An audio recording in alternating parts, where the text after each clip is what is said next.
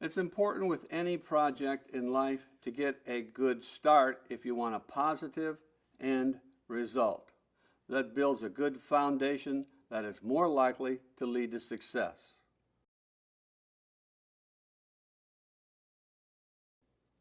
One thing to do if you want to be successful is choose your friends very carefully. You tend to be like the people with which you surround yourself. So if you surround yourself with students who are not serious about their education, who are more interested in social life, you're going to suffer. If you surround yourself with students who are goal-oriented, determined to graduate and do well in life, you tend to become like them. Another thing to keep in mind is look at college as if it is a full-time job. Your parents, if you weren't in college, are going to make you work somewhere. So you can work in college and make yourself rich, or you can work at McDonald's, Burger King, or Wendy's and make them rich. A rule of thumb when you're studying is keep in mind to study 2 hours for every hour you're in the classroom.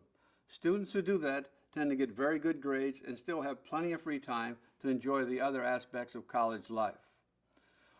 Another aspect to keep in mind is form a college success team consisting of your professors, your instructors, your tutors, counselors, academic advisors, and students who are determined to graduate and be successful.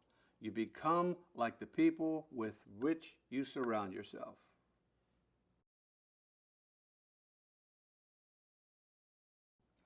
So in summary, keep these things in mind. Choose your friends carefully. Look at college as if it's your full-time job. It's your future.